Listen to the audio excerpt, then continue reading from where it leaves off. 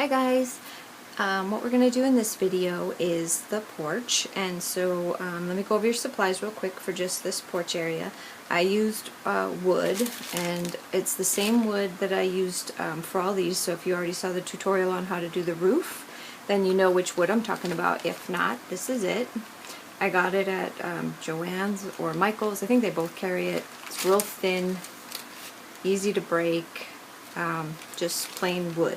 Then what I did with it is I stained it when I did these here, and I didn't do it with this one, with this part. This one's a little bit lighter because after I roughed it up, I just used the distress ink on the edges of it, so it's a little bit lighter than the actual porch railings. But if you were going to do the distress paint, just like the other, let's get it out. Just like over here, you would just take your paint, and it's just, I use the Tim Holtz, the daubers. This is the same as color as that vintage photo, and you just use the dauber, and it takes just a minute to dry or so, and you just set them off to the side. Do a whole bunch of them, set them off to the side, and that way you'll be ready to go.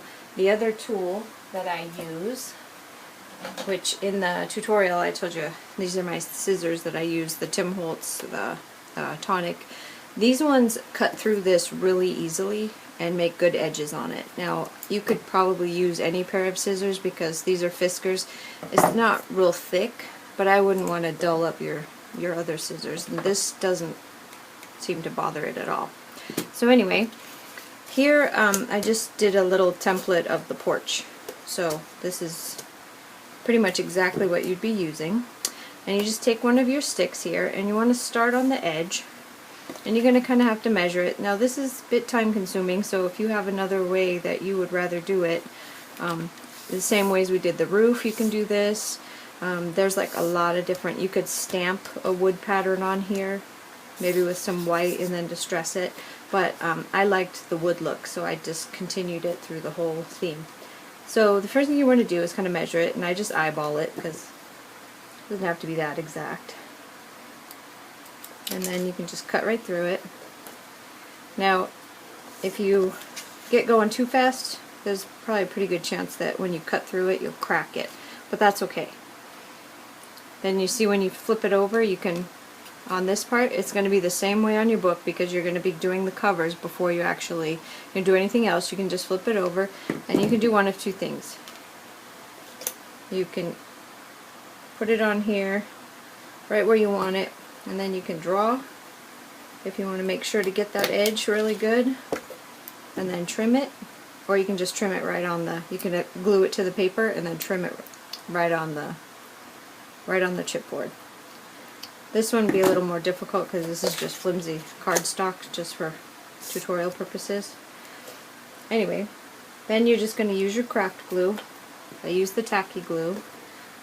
Put it on the back a little bit, and then you want to glue it down. And there you go.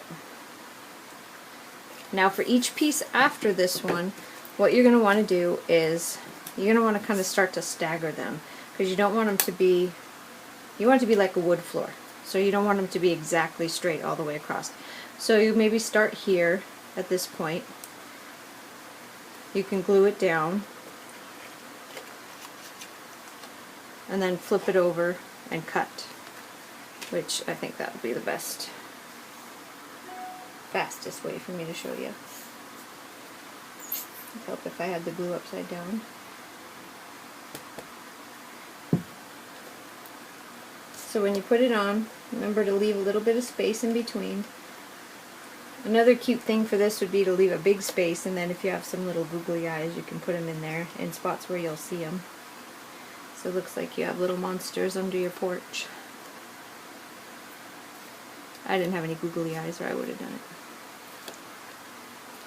So then you just flip it over and trim. Might want to let it dry a little before you do that.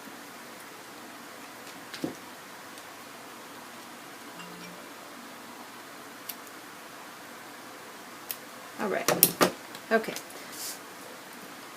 So for your next piece, once you've got these where you want them, and they can be messed up, you know, you don't want this to be pretty if you're doing the Haunted Farmhouse. You want them to be messed up because the porch is supposed to be, remember, kind of messed up. If you're doing the regular farmhouse though, you'll want to be a lot neater and more careful. As you're cutting these, they're going to start, especially when the pieces get smaller, you'll see they'll start cracking. I don't know how well you can see this, but see there's a little crack right there?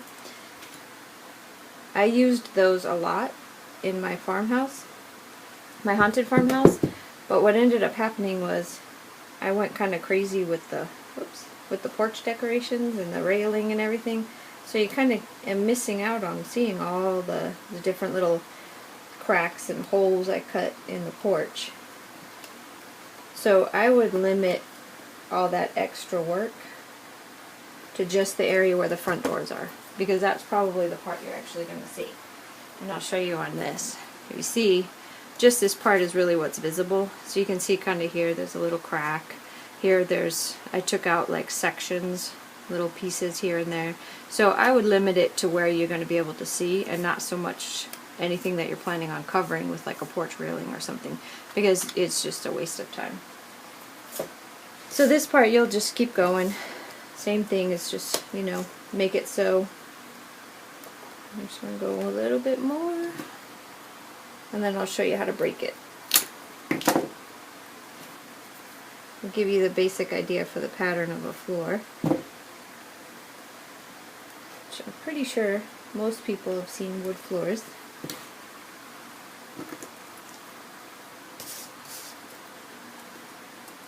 This doesn't have to take all day. Once you get going and you get a routine, and if you're not super picky and need to measure every single little piece, you'll get through the floor pretty quick.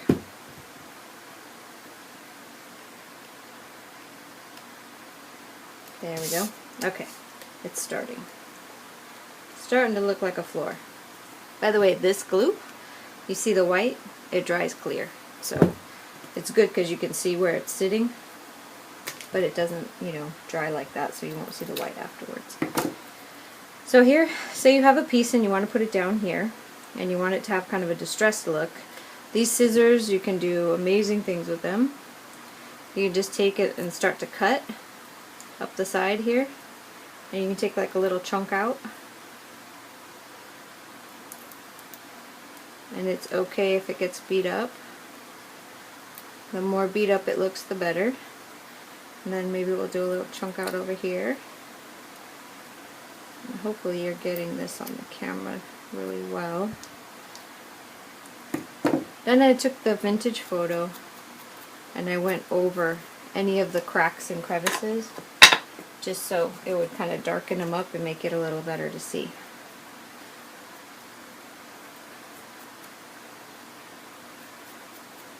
The light wood color just made it look too much like it was brand new, and I didn't want it to look that way.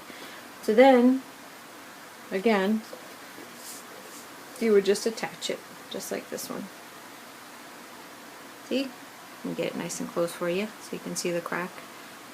And same thing, just keep staggering it all the way across from one end to the other. Beat them right where the front doors are going to be, or any part of your porch where you think you're going to be able to see the floor. That's when you can start really distressing them and cracking them. And the other thing I did, like with the railings and stuff, if you can just use your hands. Ooh, this one's a little stronger than that's supposed to be. There we go. See, if you use it like this, and then you can put them on like where you'll put one part and then the other. I want to line it up better than I am right now, but you can kind of leave that little gap in between, or kind of off center them a bit. See? And then just all the way across. And that's it for the floor. Super simple, easy way to go. Won't take very long. And thanks for watching, and stay tuned for, I think next video I'm going to do is the windows. Have a good day. Bye-bye.